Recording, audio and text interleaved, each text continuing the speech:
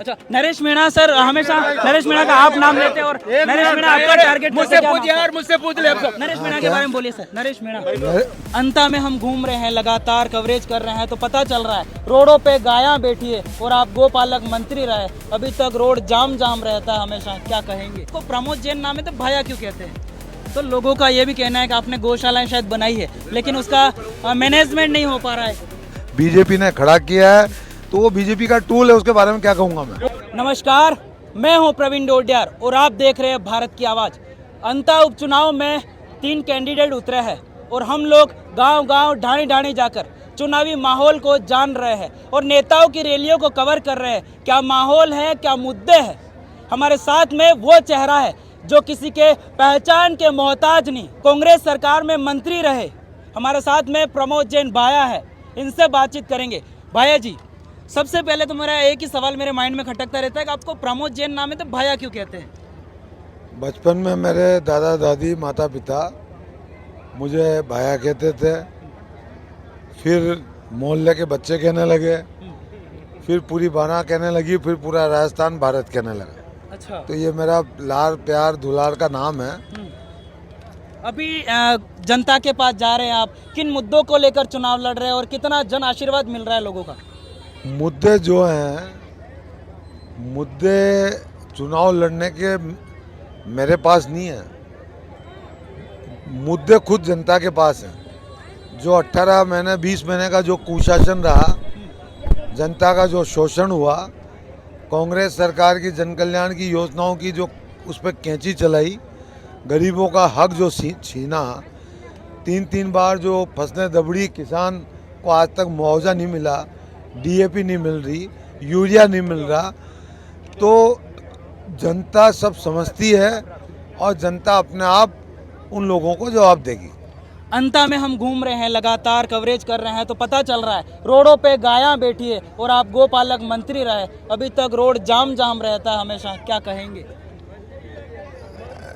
गौ पालन की जो आप बात करते हैं, पिछला जो भारतीय जनता पार्टी की सरकार थी, 5 साल में गौशालाओं को 498 करोड़ का अनुदान दिया था। और जब मेरे को सौभाग्य प्राप्त हुआ गोपालन मंत्री का, हमारे लोकप्रिय नेता गहलोत जी के मुख्य आतिथ्य में सम्मेलन रखा 19 मार्च 2019 को जयपुर में, गोरक्षा सम्मेलन। तमाम राजस्थान के गौशाला के प्रतिनिधियों को बुलाया।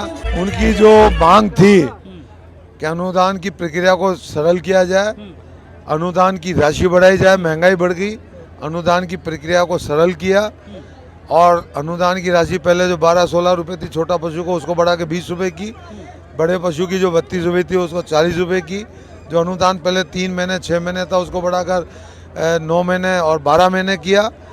और कांग्रेस की जब सरकार थी तब 3800 करोड़ रुपए का अनुदान गौशालाओं को दिया, मतलब भारतीय जनता पार्टी से 8-10 गुना अधिक।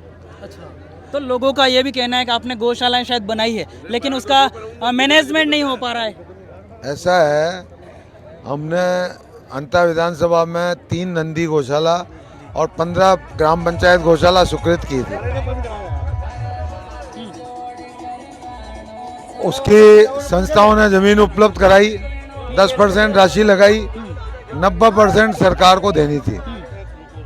जैसे ही सरकार बदली, आज तक उन गौशाला के समितियों को 1 रुपया जारी नहीं किया। इससे स्पष्ट है कि भारतीय जनता पार्टी केवल गौ सेवा की बात करते हैं, दुर्भावनावश वो गौशाला आज तक भी चालू नहीं हो पाई। ठीक है, अंत में एक ये है कि बस स्टैंड भी नहीं है और सब्जी मंडी भी नहीं। अभी सब्जी मंडी की ना होने की वजह से हम लोग यहाँ से आ रहे थे रेलवे फाटक के पास से, ट्रैफिक सा लगा था सर।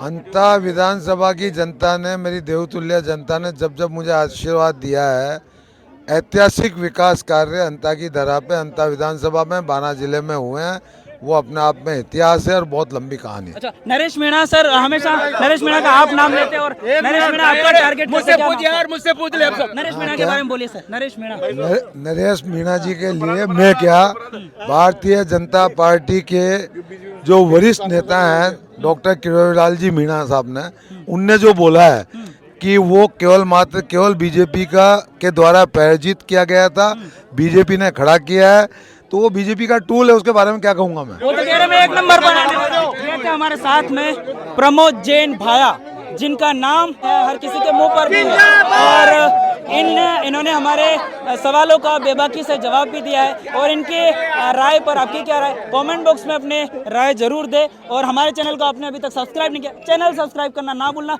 हम और बीजेपी की भी रैली कवरेज करेंगे, क्या कहते हैं मोरपाल सुमन और निर्दलीय प्रत्याशी नरेश मीणा भी क्या कहते हैं, वो भी राय जानने का हम प्रयास करेंगे। बहुत बहुत धन्यवाद।